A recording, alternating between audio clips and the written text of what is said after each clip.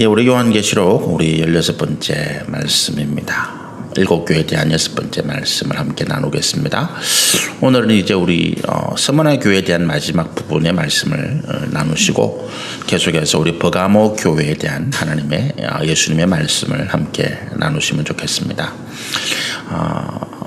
예수님께서 이게 스무나 교회의 한 가지 권면이 10절의 말씀이죠. 우리 지난주에 말씀을 나누셨던 것처럼 이 스무나 교회가 장차 극심한 환난, 이게 스무나 교회만 주시는 말씀이 아니고 전체 초대교회 주시는 말씀이라고 이해를 하시면 좋겠는데 300년 가까이 로마의 박해를 받게 되는 그런 기간을 가지게 됩니다. 그것을 우리 10절에 보면 10일 동안의 환난이라고 표현을 하고 있다 그랬습니다. 이 10일이라는 것은 문자적인 숫자적인 10일, 10년 이런 기간이 아니고 여기서 말씀하시는 10일은 그 300년 로마의 박해 기간 동안에 교회에 극심한 박해를 일으켜왔던 10명의 황제에 의한 박해를 이야기한다. 예언하고 계시다. 그렇게 말씀을 드렸습니다. 이 요한계시록이 AD 90년경에 써져 있다고 우리가 보통 이야기를 하는데 그 이후에 한 200년 이상 지속되는 박해 기간 동안에 이제 그와 같이 10명의 황제가 일어나서 교회를 완전히 말살하려고 하는 그런 박해를 하게 될 때에 그들이 끝까지 견디고 끝까지 승리하면 생명의 관을 주시겠다 이렇게 말씀하시는 거죠. 그래서 이 10절에서 사실은 이제 예수님께서 말씀하시는 핵심은 충성이잖아요. 이 충성이 뭔고 하니까 내 목표와 목적이 한결같이 하나님 나라와 그 일을 이루고자 하는 것이다. 우리가 어려운 시대를 지날 때 우리 개인적으로도 그렇고 국가민족으로도 그렇고 또 세상적으로도 그렇고 굉장히 힘들고 어려운 시대를 지날 때 지금까지 내가 가져왔던 어떤 신념이나 가치관이나 또는 나의 어떤 의지를 바꾸는 사람들이 많습니다. 그런데 그 사람들이 이제 그냥 바꾸면 세상이 욕을 먹으니까 특히 지도자들 가운데서 그런 분들이 많죠. 자기의 지조, 지금까지 가져왔던 신념, 의지 이런 거를 이제 견디기 힘들어서 바꾸는데 그럴 때에 내가 오히려 교회나 국가나 민족을 위해서 도움을 주기 위해서 내가 신념이나 이런 걸 바꾼다 이렇게 표현하는 분들이 더러 많이 계세요. 자기가 변절을 하는데 그 변절에 대한 어떤 나름대로의 합리적인 또 자기의 어떤 상처, 자기의 자존감을 무너뜨리지 않으려고 하는 그런 이제 꼼수라 그럴까요? 잘못된 가치관을 드러내는 거죠. 그런데 우리가 이제 꼭 나라와 국가를 위하고 또는 교회 공동체나 이런 걸 위해서 내가 지금까지 가져왔던 어떤 가치관이나 신념을 바꾸어야만 내가 교회나 내 믿음이나 우리 가정이나 아니면 나라와 민족을 도우고 지키고 보호할 수 있느냐? 그렇지 않다라고 하는 것입니다. 변절자는 결국 자기의 욕심, 정욕 또는 자기가 더 이상 고난을 견디지 못해서 육신의 평안을 위해서 변절하는 것이죠. 우리가 성경에 보면 70년 동안 사실은 처음 바벨론 포로에서 돌아간 사람들이 70년이지만 기간적으로는 120년, 150년 이상 바벨론의 포로로 살았던 유대인 공동체가 있었잖아요. 그중에 이제 우리가 바벨론에서 포로로 살았던 기간 동안 하나님의 백성들의 어떤 삶의 모습들 또 그 가운데 역사하셨던 하나님의 역사를 기록한 성경이 다니엘서와 에스더서인데 이 다니엘과 에스더라는 인물이 누굽니까? 다니엘은 바벨론에서 또 그 다음에 이어지는 바사라고 하는 페르시아가 바벨론을 무너뜨리고 전 세계를 지배할 당시에 그 나라를 바꾸어서 왕조가 아니라 민족과 나라를 바꾸어서 총리로서 일했던 인물이 다니엘이거든요. 그런데 그가 자기의 신념과 자기의 가치관과 자기의 믿음을 변절하고 바꾸었느냐? 아니라는 거예요. 오히려 그는 자기의 믿음 가운데서 하나님의 진리와 공의와 또 그 사랑하심을 더욱 굳게 붙잡음으로 인해서 오히려 그 당시에 왕들, 전 세계를 다스리던 바벨론의 느붓갓네살 왕이나 아니면 그 뒤를 이었던 바사, 페르시아의 다리오 왕이나 이런 사람들의 마음을 바꾸었다는 거예요. 그들로 하여금 하나님을 섬기는 이 하나님의 백성들, 하나님을 신앙하는 기독교의 공동체가 오히려 당신의 나라, 그들의 제국, 바벨론이나 페르시아나 로마나 이런 나라에 오히려 도움이 되고 진리와 공의를 통해서 당신의 나라가 오래도록 화평할 수 있는 그 기반, 그 가치관, 그 삶의 의미를 가져다주는 종교가 기독교다. 이걸 증명했다는 거예요. 여러분, 우리가 이 에스더도 마찬가지죠. 그가 왕비가 되었지만 그 왕비가 되어서 자기가 잘 살기 위해서 자기 민족을 버리고 또는 자기 신앙을 굽힌 것이 아니라 생명을 걸고 그 왕 앞에 자기 가지고 있는 신앙의 민족의 순수함, 진실함, 그리고 왕과 그 나라를 위하는 그들의 마음을 증명함으로써 어떻게 됐다고요? 오히려 국가를 위기로부터 구하고 자기 민족을 더 큰 반석 위에 세워놓았던 사람들이라는 거예요. 일제시대도 마찬가지입니다. 우리가 국가적으로 가장 큰 위기가 사실은 민족적으로 큰 위기가 일제 제국주의 식민지하에 있던 시절이잖아요. 그때는 우리의 민족 혼이라고 하는, 우리의 민족 정신이라고 하는, 우리 민족의 삶을 완전히 무너뜨리기 위해서 창씨개명까지도 강조하는 모든 것을 일본으로 따라가라고 하는 이제 그런 국가적인 실현 가운데, 민족적인 실현 가운데 살았는데, 그런데 거기에서 우리나라의 고유한 한글, 그리고 민족의 정신, 그리고 우리 국가의 어떤 기본적인 가치관들을 지켜온 종교가 어디냐? 기독교라고 하는 거예요. 기독교가 끝까지 한글 성경을 가르쳤다는 거예요. 교회에서 가르치는 성경은 일본어로 된 성경이 아니라 한글 성경을 가르쳤다고 하는 거예요. 그래서 이 한글 성경을 가르쳤기 때문에 수많은 선교사들이 쫓겨나고, 한글 성경을 보존했기 때문에 일제에서 식민지의 기본적인, 그때는 뭐 보통 학교라 그랬나요? 국민학교에서 일본어로 된 거를 가르치고 일본말을 가르칠 때 교회에 오면 한글을 이야기하고 한글을 가르쳐 왔더라는 거예요.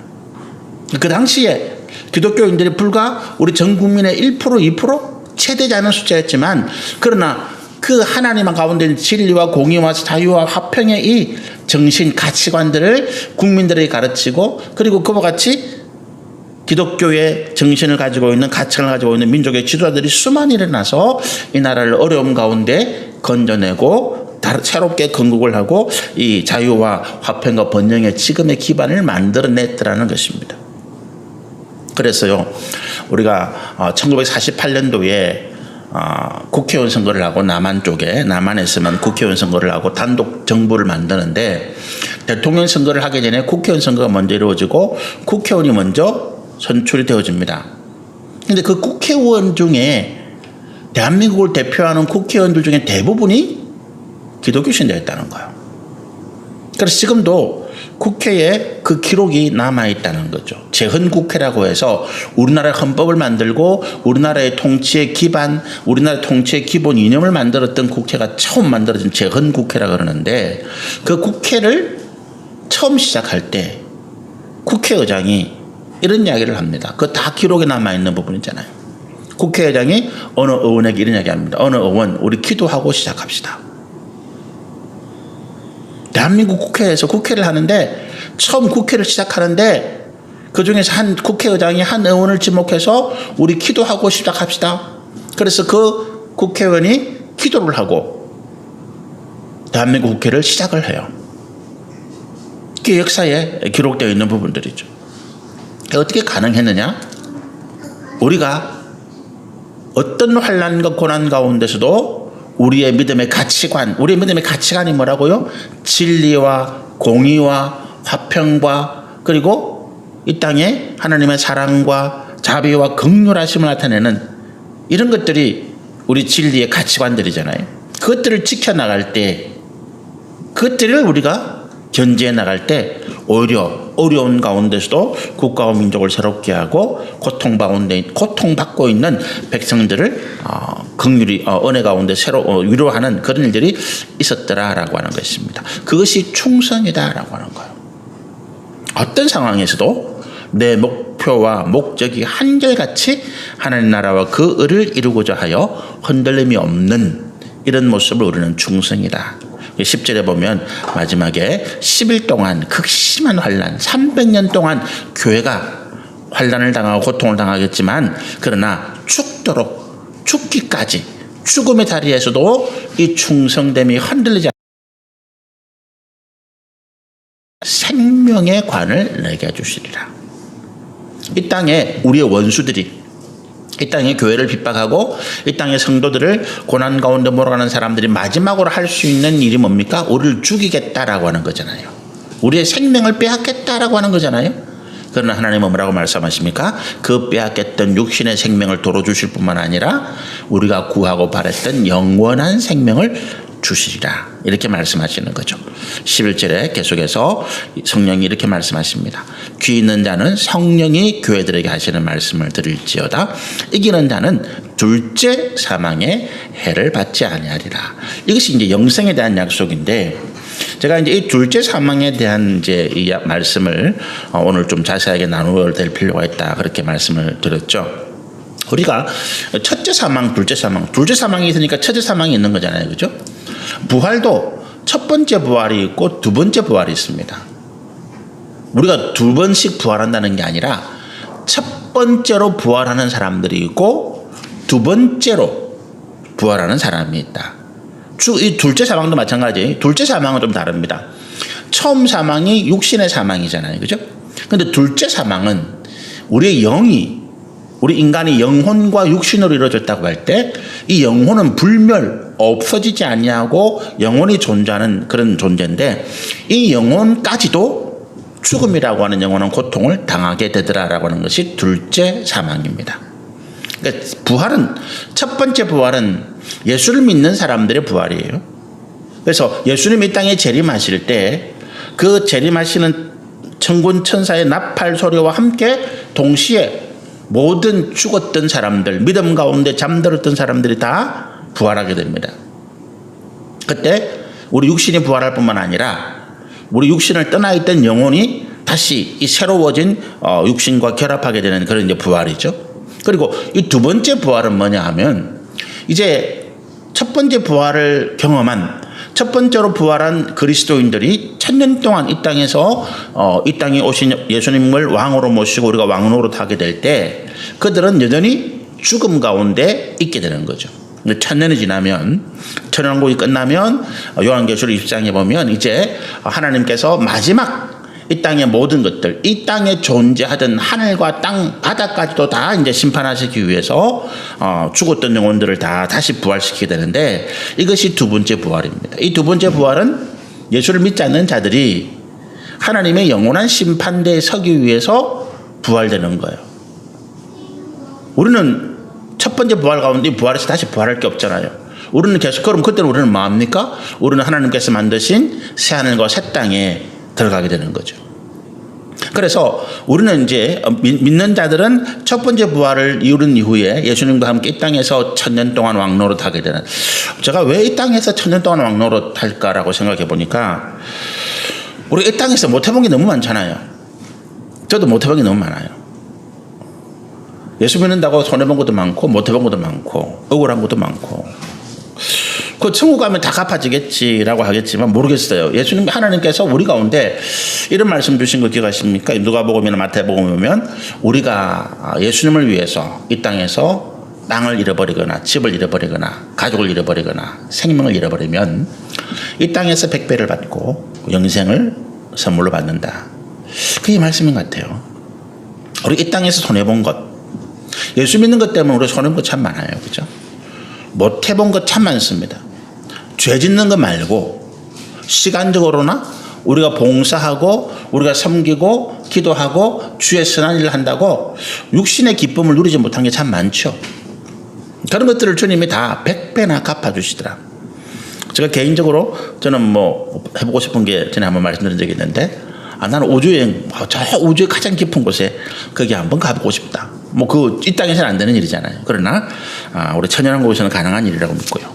그렇게 이제 1000년 동안 이 땅에서 누리지 못한 우리가 하나님의 은혜와 복을 마음껏 누리고 난 다음에, 그 다음에 우리는 이제 영원한 하나님 나라로 올라가게 될 때에 하나님을 믿지 않던 영혼들, 예수를 부인하던 영혼들은 그때 그 죽음에서 끄집어 올려져서 심판받기 위해서 마치 이제 사형을 선고받던 사형수들이 지금 구치소라는 데에 살고 있거든요.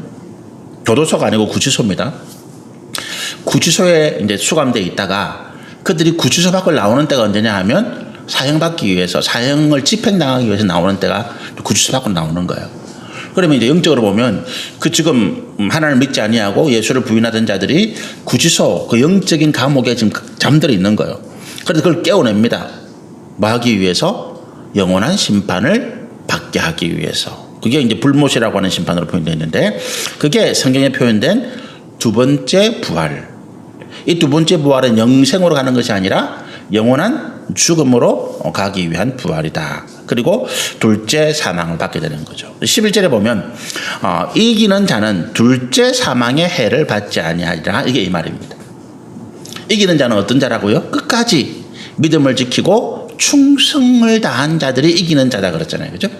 그러니까 끝까지 우리의 믿음을 지키고 충성을 다한 자들은 영원한 심판이 아니라 우리 10절에 이미 생명의 관, 영생의 선물을 받았기 때문에 우리는 다시 우리에게는 사망이나 죽음이 없다, 고통이 없다. 이것을 이제 말씀하고 있는 것입니다. 그래서 스마나 교회에 대한 말씀을 우리가 함께 마무리했고요. 12절부터 이제 우리 버가모 교회에 대한 말씀을 또 한번 살펴보도록 하시겠습니다. 7교회 가운데 세 번째 교회가 버가모 교회죠. 버가모 교회에 대한 말씀을 12절에 보면 예수님께서 자신을 표현하는 말씀이 가장 먼저 나옵니다. 그렇죠? 12절에 보면 버가모 교회의 사자에게 편지하라. 좌우에 날선금을 가지시니가 이러시되 이렇죠. 예수님을 어떻게 표현하고 있다고요? 좌우에 날선금을 가지고 있다. 우리가 2장 1절에 예수님에 대한 묘사가 어떻게 나옵니까? 예수님의 입에서 금이, 좌우에 날선금이 예수님의 입에서 나오더라. 근데 이 말씀의, 이건 뭡니까? 말씀의 금을 의미하는 거죠. 예수님의 입에서 나오는 말씀입니다. 그런데 이것이 왜 금으로, 좌우에 날이 쌓여있는 아주 날카로운 금으로 그렇게 표현이 됩니까? 우리 인간에게 감추어진, 우리가 감추고 있는 모든 더럽고 추악한 죄악들을 낱낱이 해부하고 밝혀내는 검이라는 거예요. 암이 우리 몸의 가장 깊은 곳에 있잖아요. 그죠? 우리 몸속의 깊은 곳에 이 암이 존재하고 있습니다. 이 암을 제거하기 위해서는 어떻게 합니까? 먼저 우리의 몸을 갈라내야 돼요. 그래서 의사들이 수술에 사용하는 그 메스라고 하는 게 굉장히 날카로운 칼입니다. 조금만 꺼도 사람의 피부는 그냥 그대로 갈라지는 거예요. 예수님의 말씀이 우리가 숨기고 있는, 우리의 마음속 깊이, 우리의 뼛속 깊이 숨기고 있는 아무도 모를 거야라고 하는 우리의 추악한 죄악들, 회개하지 아니하고 우리가 아직도 붙잡고 있는 이 죄악의 욕망의 덩어리들을 예수님의 그 말씀의 금이 낱낱이 해부해서 드러내어서 내가 붙잡고 있는 이것이 불이다, 거짓이다, 악이다, 멸망할 수밖에 없다라고 하는 사실들을 증명해내시는 것입니다. 그래서 예수님의 입에서 나오는 이 금 말씀이 금으로, 날카로운 금으로 표현되어 있는 거죠. 그러면 이제 우리가 12절에서 예수님께서 버가모 교회에 나타나시는 모습이 좌우에 날선금을 가지신 모습으로 표현된다는 것은 어떤 의미를 가지고 있다고요? 예수님께서 지금 버가모 교회에 뭘 원하신다고요? 그들의 죄악, 그들이 감추고 그들 안에 숨겨져 있는 죄악들을 회개하기를 원하신다. 이런 의미로 우리가 이해를 하실 수가 있죠. 13절에 보십시다. 내가 어디에 사는지를 내가 안다. 지금 버가모 교회가 위치한 지리적인 위치를 말하는 게 아니죠. 영적인 위치입니다. 내가 지금 사는 곳이 어딘지를 내가 안다. 거기가 어디라고요? 사단의 권자가 있는 데다. 권자가 뭡니까? 사단이 앉는 그 보좌, 사단이 앉아있는 그 자리를 권자라, 권세의 자리죠. 그죠? 사단이 자기의 권세의 자리에 앉아있으니까 이게는 뭡니까? 사단이 가장 핵심적인 자리, 사단의 능력, 사단의 권세, 사단의 세력이 가장 집약되어 있는 그런 곳이잖아요. 근데 사단이 지금 교회를 대적해서, 성도들을 대적해서 이와 같이 영적인 싸움을 하고 있는데 자기의 세력 항복판에, 자기들이 거하고 있는 한복판에 지금 하나님의 교회가 떠 있단 말이에요. 그럼 사단이 이것을 그냥 두려고 하겠습니까? 안 두려고 하겠습니까? 안 두려고 하죠. 이게 내 턱 밑에 무슨 칼이 하나 떠 있는 거 똑같은 거지. 그래서 어떻게 하든지 이 교회를 죽이려고, 없애려고 모든 어떤 권세, 권한, 힘을 집중할 거예요. 그러니까 이 버가모 교회가 지금 받고 있는 어떤 핍박의 강도, 핍박의 어떤 정도가 어떠한가를 우리가 이 말씀을 통해서 이해할 수가 있는 것입니다. 사단은 온 힘을 다해서 지금 이 버가모 교회를 무너뜨리려고 모든 힘을 집중해 있다라고 하는 그런 상황인 거예요. 버가모 교회 교인들이 어떤 힘을 다해서 죽을 힘을 다해서 이걸 견디고 있다라는 것을 지금 주님이 아시고 계시더라. 여러분, 우리가 우리 교회 옆에 뭐 교회도 있고요, 절도 있고, 보통 뭐 점집도 뭐 도시에 그런 게 많잖아요. 점집도 있고 뭐 교회 옆에 절도 있고 뭐 있잖아요. 그런데 어떤 분들이 이런 이야기해요. 아, 목사님, 저 뭐 교회 저런 점집 기도해서 날려버려야지, 저걸 그냥 두고 계십니까? 이런 이야기를 하시더라고요. 자, 그 이야기를 들을 때마다 속으로 조금 웃어요. 목사가 그런 이야기 웃는다 하니까 뭐 이상한 생각일지 모르겠는데, 어떤 분은 이런 뭐 교회가 절에 가가지고, 절에 우리가 한 번씩 이렇게 뭐 소풍 삼아 할 수 있잖아요. 그죠? 고찰들 옛날 뭐 그 뭐 유적지니까 우리 거기 뭐 절에 절하러 가는 건 아니고 유적지에 소풍할 수 있으니 가면 거기 가서 그 부처 앞에서 이 십자가를 긋고 오시는 분도 계시더라고. 뭐 절에 가면 땅 밟기를 하는데 뭐 땅을 밟고 가지고 뭐 거기를 뭐 거룩한 땅으로 만들겠다. 여러분, 내가 아무리 발로 밟는다고 그게 거룩한 땅이 됩니까? 안 돼요. 경북 안동인가요? 경북 지역에 아주 믿음이 뛰어난 목사님 몇 분들이 한 십몇 년 전에요. 거기에 있는 부처의 불상들의 목을 날리고 뭐 이래가지고 뭐 감옥하고 그런 일도 있었죠. 근데 이것이 우리가 영적인 싸움이라는 이름하여 하더라는 거예요. 사단아 물러가라 그러고 뭐 저쪽 절이 뭐 무너지게 해주십시오. 뭐 저 절집이 뭐 무너갈 때 글쎄요, 저는 그렇게 생각하지는 않습니다. 우리가 하나님의 말씀을 잘 읽어보면 그렇게 대적하는 건 아니에요. 사단을 대적하는 건 맞는데, 사단을 대적하는 것이 절이 무너져라, 중돌이 벼락 맞아 죽어라, 이건 아니라고 하는 거죠. 절이 불타라, 이건 아니라고 하는 거예요. 지금 이스라엘하고 지금 팔레스타인이 싸우는데 싸움의 원인이 어디 있습니까? 이 문제에 있어요. 이 문제가 지금 이스라엘과 팔레스타인 문제입니다. 예루살렘이 우리 기독교의 성지잖아요. 유대교의 성지입니다. 그렇죠? 유대교인들이 목숨을 걸고 지키려고 하는 데가 예루살렘이에요. 그리고 우리 기독교의 성지죠. 예루살렘이. 제가 오늘 시편 말씀을 사제의 말씀 끝에 읽었잖아요. 예루살렘을 위하여 기도하라. 예루살렘의 평안을 구하라. 왜 그렇습니까? 거기에 하나님의 성전이 있기 때문이에요. 하나님이 그곳에 계시기 때문에 그런 거죠. 그리고 이슬람의 성지 중에 하나가 예루살렘입니다. 이슬람의 3대 성지 가운데 하나가 예루살렘이에요. 예루살렘 뭐가 있는가 하면, 예루살렘 그 사진, 저는 예루살렘 안 가봤는데 예루살렘 사진으로 봤어요. 사진에 보면 황금돔이라고 하는 사원이 있습니다. 돔 지붕을 황금판으로, 진짜 황금이에요, 황금으로 뚝 둘러서 가지고 인 사원이 있습니다. 거기 그 사원 안에 뭐가 있는가 하면 바위가 하나 있는데, 바위 아무것도 없어요. 바위가 하나 있는데, 그 바위가 뭐냐 하면 이슬람의 창시자인 마호메트잖아요. 마호메트가 그 바위 위에서 성천한 곳이라 그래요. 그 바위 성천했다. 꿈의 환상 중에. 마호메트는 죽었어. 인간이니까. 성천한 거는 자기가 꿈에 환상 중에 쭉 다니는데 그곳에서 천국으로, 알라가 있는 천국으로 자기가 여행을 하고 온 곳이에요. 그래서 그곳이 굉장히 거룩하게 여겨지는 곳입니다. 성천한 장소니까. 그 바위가 더 움푹해요. 그게 왜 움푹하냐? 이슬람 사람들이 이렇게 이야기합니다. 그 말을 타고 다녔잖아요. 말을 탔는데 그 마호메트가 성천할 때 말도 따라가려고 하다가 눌렀대요. 너는 짐승이 오느냐? 그래가지고 그 말이 눌린 자국이래, 자기 말로. 그래서 그곳을 거룩하게 해가지고 거기다가 황금돔을 짓고, 거기는 아무도 출입 못해요. 그것만 딱 있어. 그 앞에다가 모스크를 하나 지은 거예요. 이슬람의 예배당. 그런데 그 자리가 어느 자리인가 하면 거기가 성전산이에요. 우리가 예루살렘에 통곡의 벽이 있잖아요. 그럼 예루살렘 성벽 자리예요. 그건 예루살렘 성 가장자리 남아있는 성벽이고, 예루살렘 성 안에 예루살렘 성전이 있었단 말이에요. 그 예루살렘 성전이 어디 있느냐? 그 성전산, 우리가 시온산이라고 하는 성전산이 바로 그곳이에요. 황금돔 있는 자리. 그 바위가 뭐냐? 아브라함이 자기 아들 이삭을 제물로 바치려던 자리가 그 자리라는 거예요. 또 내려오면 다윗이, 우리 사무엘 하 뒤에 보면 다윗의 말년에 일어났던 몇 가지 사건들이 나타나잖아요. 다윗이 병사들을, 군사들을 계수한 그 죄 때문에 3년 동안 기근이 오죠. 역병이 닥치죠.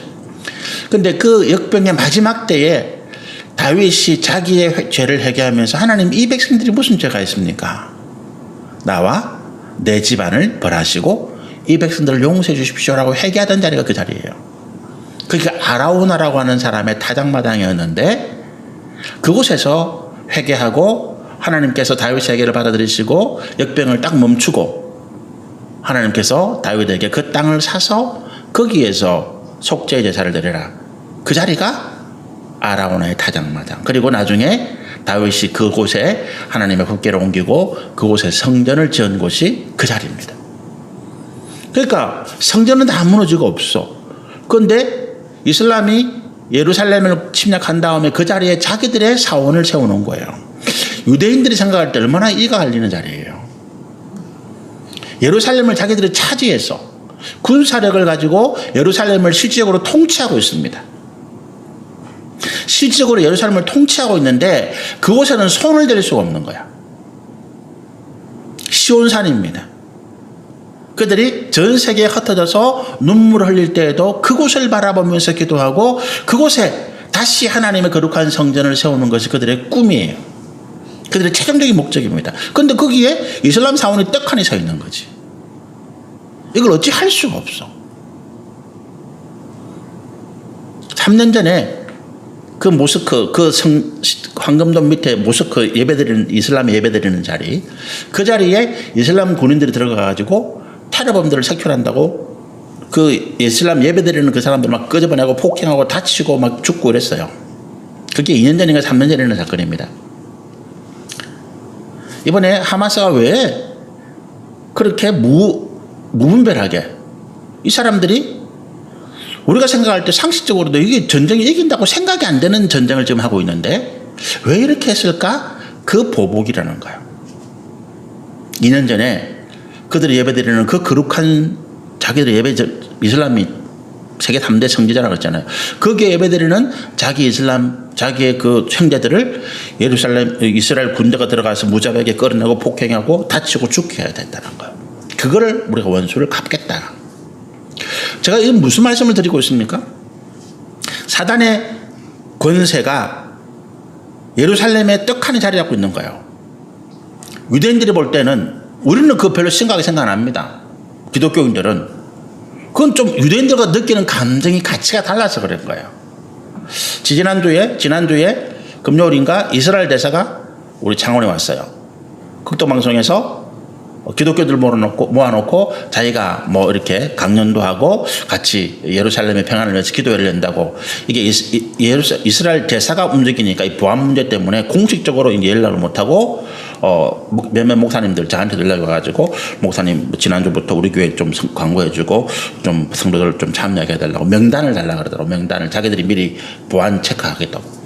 그래서 우리는 뭐 저도 서울 가야 되고 갈 사람 없습니다라고 하고 말았는데, 그런 거예요. 여론전이죠. 근데 왜 제가 이런 말씀을 드립니까? 이게 물리적으로는 절대로 해결이 안 되는 문제라는 거예요.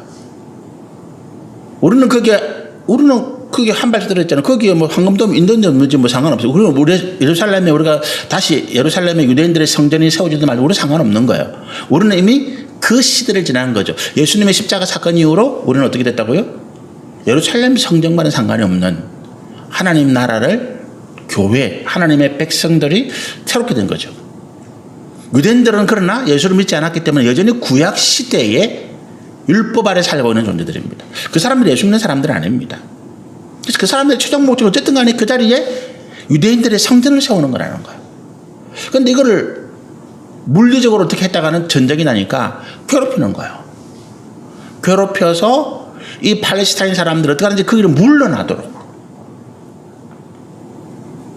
그런데 이 싸움이 이렇게 총과 칼을 들고 있어서는 해결이 안 되는 싸움이라는 거예요.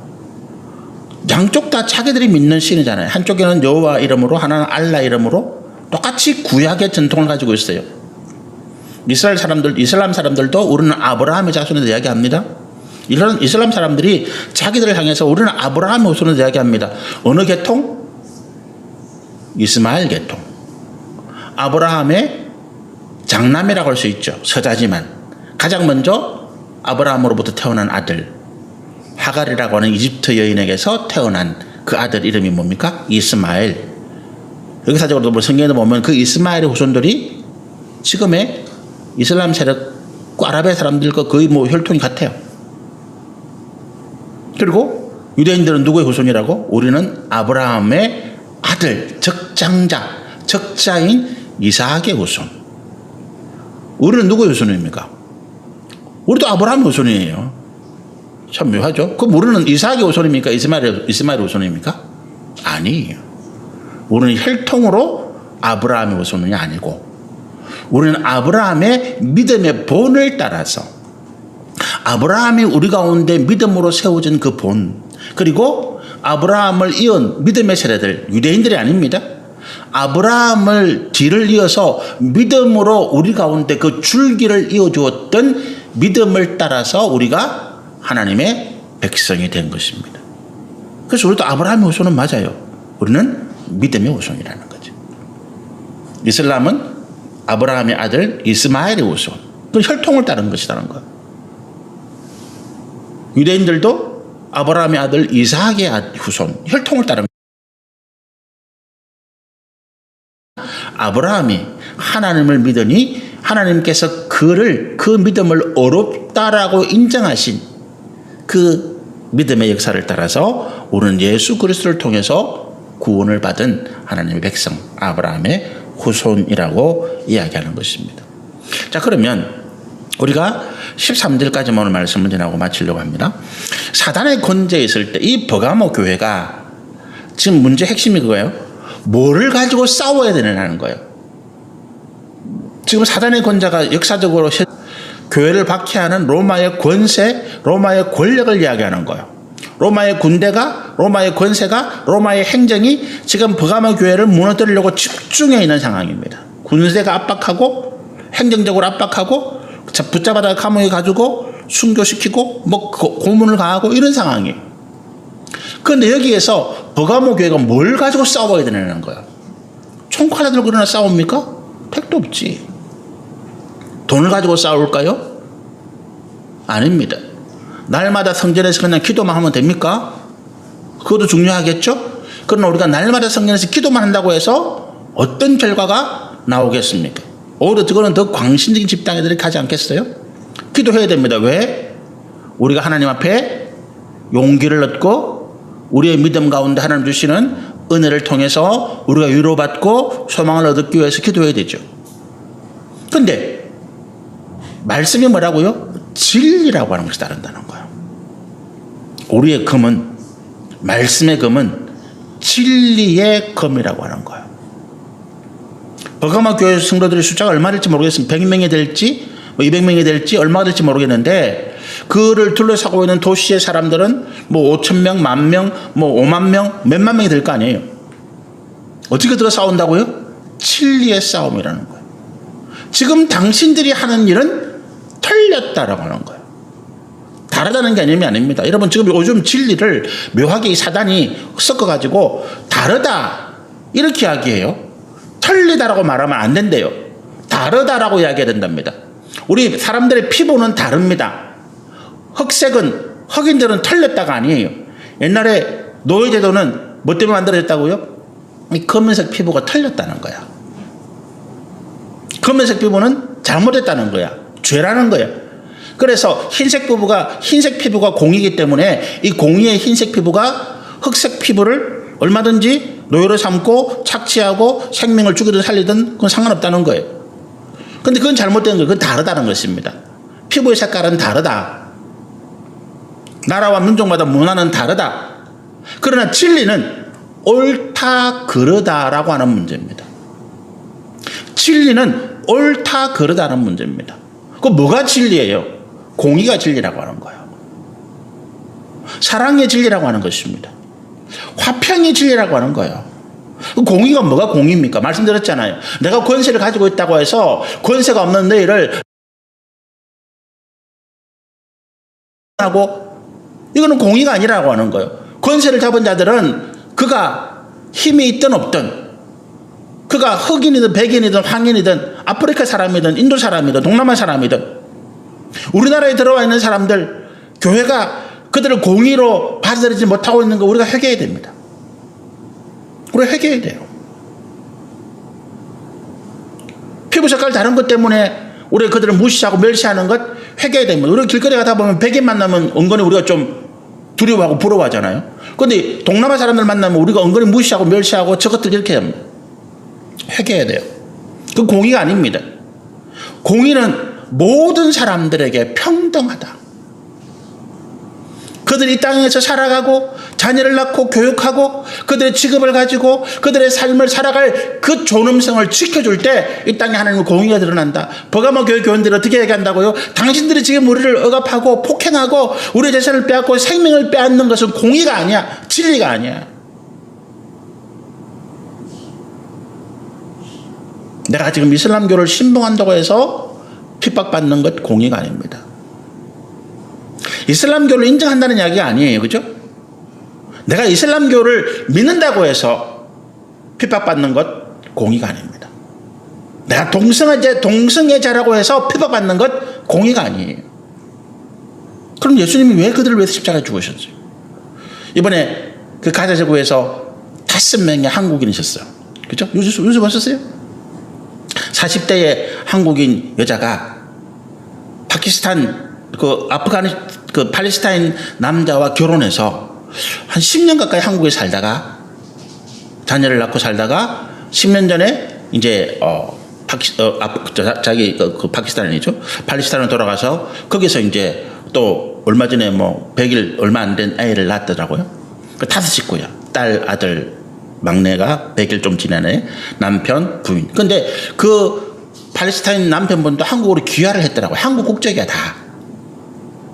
그러니까 부모가 한국 국적이니까 그 자녀들도 어디에 살든 다 한국 국적이에요.